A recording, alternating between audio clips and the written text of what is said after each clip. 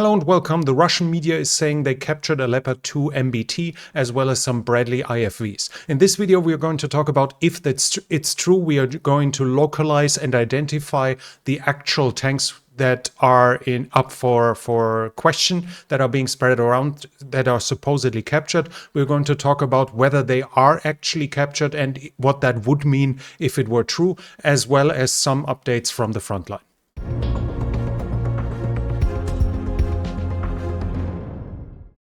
This is the video that was published like 12 to 20 hours ago on the Russian Telegram channels.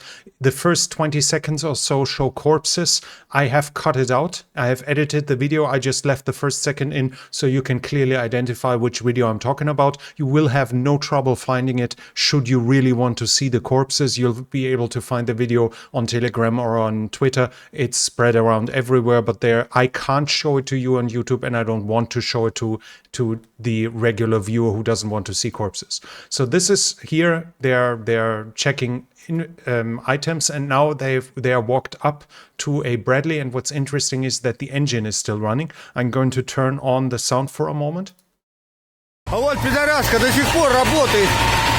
So this video was taken fairly closely to the time when the Russians had taken out this column.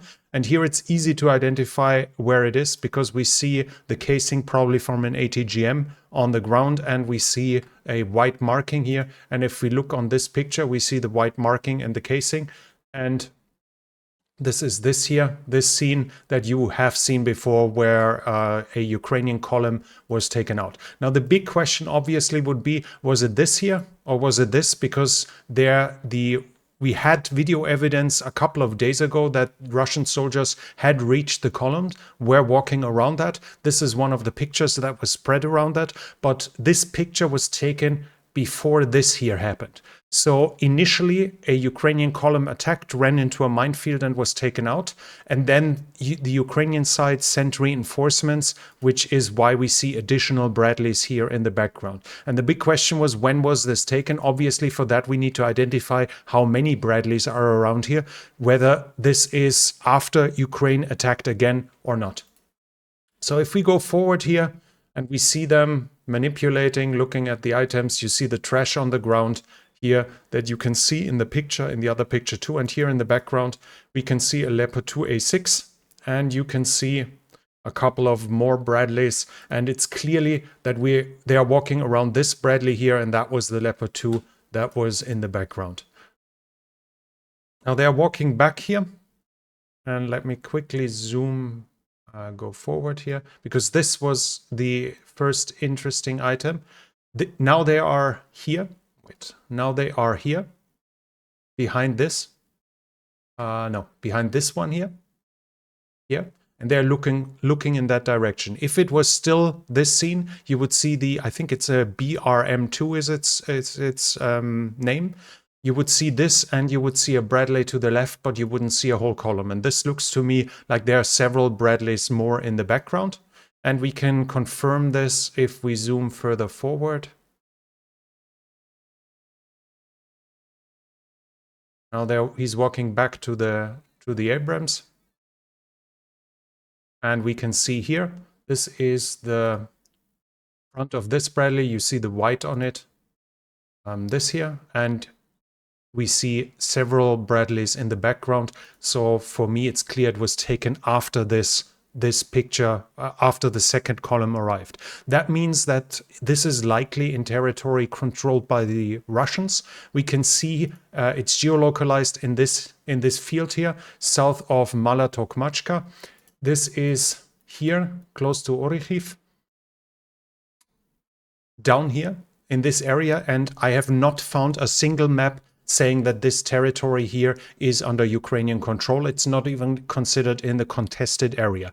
The Ukrainian attacks down here, one was here further west and one here, were both defeated. We've seen the pictures in the past videos, and the Ukrainians don't seem to ever have come back. And if you see both the video for this here as well as this video, they are walking around fairly relaxed. So Ukrainians are obviously not even in sight they are not even close. This makes it likely that the Russians will actually able to salvage those unless the Ukrainians destroy it with artillery. There will be some issues with it.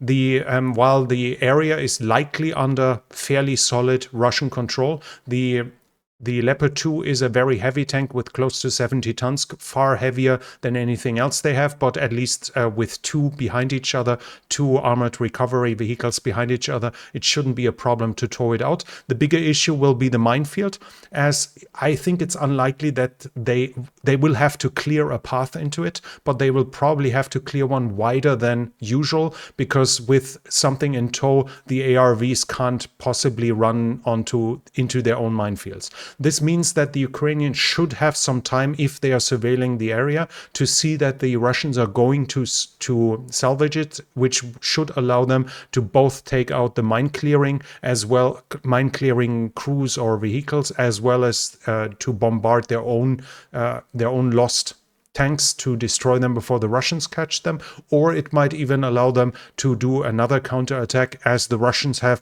already cleared a path through the minefield. That would at least be an option.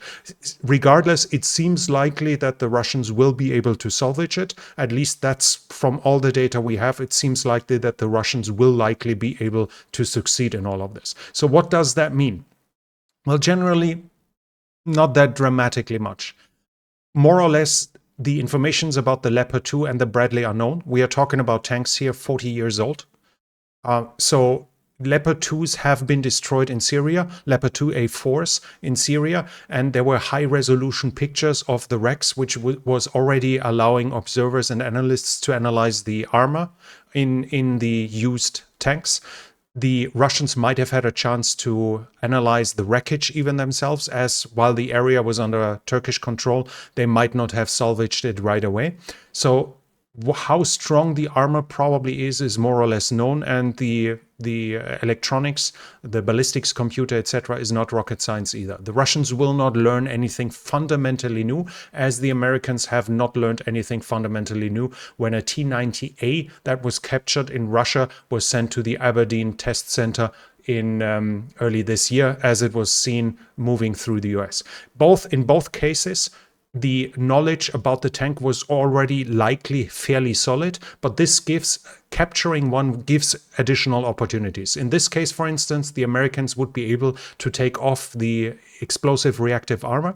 The Russians are saying Contact 5 and Relict are very potent against ballistic attacks, so basically APFSDS, the darts that are being shot at other tanks.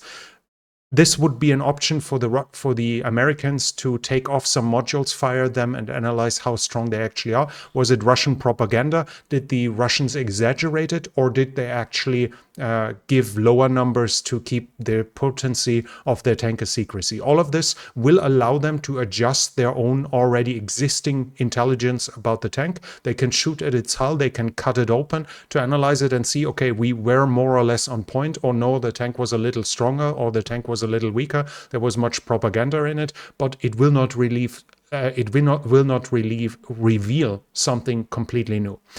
In this case, the Americans, and then in extension NATO, will learn whether their current armament is potent enough to damage a T-90A. They will learn about the ballistics computer, how good it actually is, and the Russians will do the same.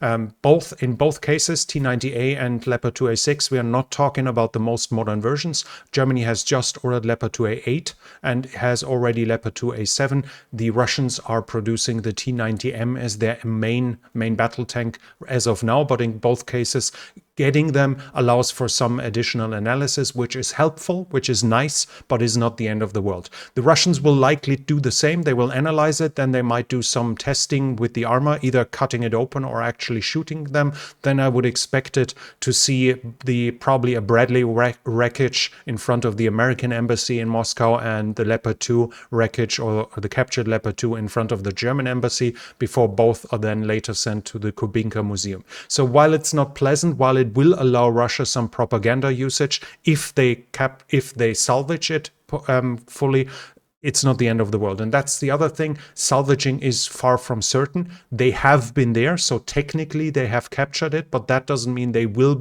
actually be able to pull it out, because the Ukrainians know that this is technology they are supposed to not hand over to the Russians. So it seems likely that the Ukrainian side will bombard the positions, but this seems, as you can hear, I don't have certainty that it will work there, but it needs to be clear that the fact that the Russians show they have captured them does not mean that they will actually be able to use them, to salvage them. And this is some hint that we can take in comparison to Oryx as well, the well-known open source analysis site, which is superb, by the way.